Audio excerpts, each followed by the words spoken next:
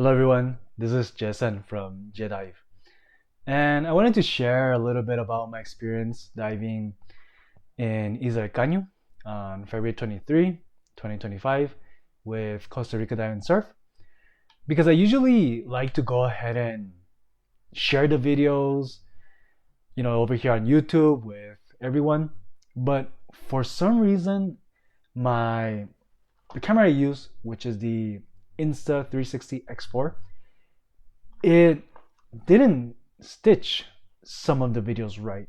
I'm gonna say like half of them.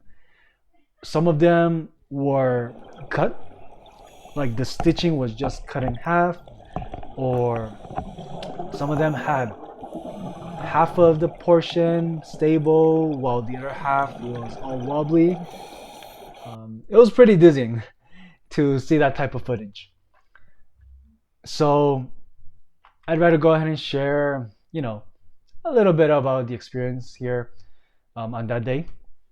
And also what I learned, because right before that dive, I purchased a new wetsuit from Sharkskin, a 5 millimeter wetsuit.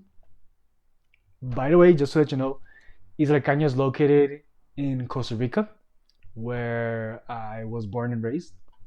So Costa Rica is a tropical weather country. As you can imagine, a 5 millimeter wetsuit might be a little bit too much. One of the reasons why I decided to get that wetsuit is because, well, number one, it looked really cool, and number two, in case it gets really cold, because I've had previous experiences diving where it's like 16 degrees, 70 degrees Celsius, and a 3 millimeter wetsuit is just not enough. But yeah, in hindsight, like that's very rare, at least here in Costa Rica. At least now I have a wetsuit to go and take with me. I've heard like California has amazing kelp forests, and they do recommend 5 millimeter wetsuits or even up to 7 millimeters because it gets really cold depending on the season. So yeah, I have an extra wetsuit now. And so during the ride to Zarcaño, it takes about 1 hour to get there. I had purchased the photo and video services of Costa Rica Dive and Surf. I wanted to go ahead and give it a shot, give it a try. I was very curious about it, and maybe get some photos and videos for my Instagram and even for the YouTube, so I can go ahead and share a little bit of extra there. And the thing is, for me, the cool thing was that during the ride, Fee, the photographer, he asked me, "Would you like to dive alone or would you like to dive with a group?" I I have never dived alone. You should never dive alone, by the way. Always with a partner. But of course, he would have been my partner in that case. I always dive with a group. And it was a great opportunity. I said, you know what, let's do it, let's go for it. And it was amazing. Like, photos and video were amazing, by the way. And even if the photos and videos weren't that great, like the experience of diving, just two people diving, like that was worth it for me. We got to the first site, Bajo el Diablo, one of the best places in Izarcaño to go ahead and dive. Depending on the season, right, you can go and see mantas. Spoiler alert, we did not see any mantas. Unfortunately, I'm hoping that the next time I book, we'll be able to see it. So I used my 5 millimeter wetsuit. Everything was great. We did a negative entry there because there was a little bit of currents. And once I got down, I saw a huge school of fish that was amazing. They were yellowtail fish, and I just followed them there with my Insta360. That's where some of the footage got badly stitched, but it's okay. Like everything is right here. And after a while, he told me to follow him. There's a little bit of current, so while diving, like while swimming to catch up to him, I felt a little bit more effort while doing so. Like it didn't feel so natural. And I was starting to breathe very heavily. I thought it was quite odd, and you know, I thought maybe it's my regulator or maybe I'm just out of shape, something like that.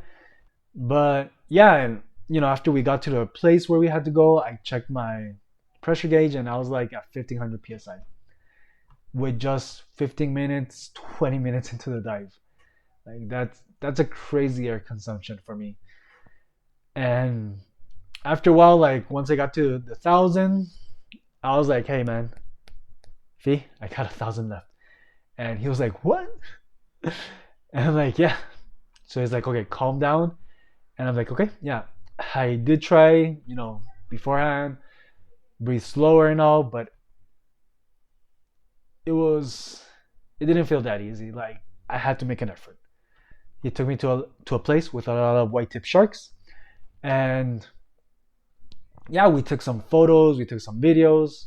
Awesome. Once I got to 500, he gave me his SMB. He's like, "Okay, you gotta start going up," and that's where my dive ended. After I got up, I it felt really hot, and that's when it came to me. I'm like, it might be the wetsuit, the reason why I got tired so fast. Like, imagine like running, like usually run with a t-shirt, some shorts, but when you start running with some sweatpants and a sweater, like it gets hot really fast, and you might start panting a lot quicker than you would usually do. So I kind of compared to that. Then I decided for my next dive to go without a wetsuit. I'm already used to it. In Izarcoco, it was around 27 degrees Celsius, 25. And in this dive, it was around 27 degrees Celsius average. So I'm like, you know what? I'm going to go for it. We went to the second dive spot, which was Paraíso 80. And yeah, once in, it was a 180. Like, it felt so great to just dive without a wetsuit. Something really amazing that I saw was a sea turtle like diving really fast, but really, really fast. That was the first time I saw one dive that fast. Usually they're very calm and they go slowly, peacefully, calmly, but for some reason that one just went by. And the rest of the dive was amazing. We saw some school of fish, some more white tip sharks, and I saw an octopus as well, like a really, really big octopus, and that was great. That was great. Like they're hard to find, but this one, I don't know, it just caught my eye. I'm like, oh, great. And I told Fee, he took some photos. Amazing, amazing. And then Paraiso 60, another chill dive. We saw the same sea turtle again, but this time he was resting on the rocks. Maybe he was tired after that super quick dive he did. And yeah, like it was a great lesson. Because one thing they taught us before going to Izarcoco was like, that is not a place to try new things. That is not a place to experiment. If you come from far away, or if you're going somewhere far away to dive, that's not a place to experiment. Stick to what you know, stick to what you're used to. Fortunately, I live here in Costa Rica, so I'm going to go back to Izarcaño, and all good. I learned 5 millimeters, not for me, or at least not for a 27 degrees Celsius temperature dive.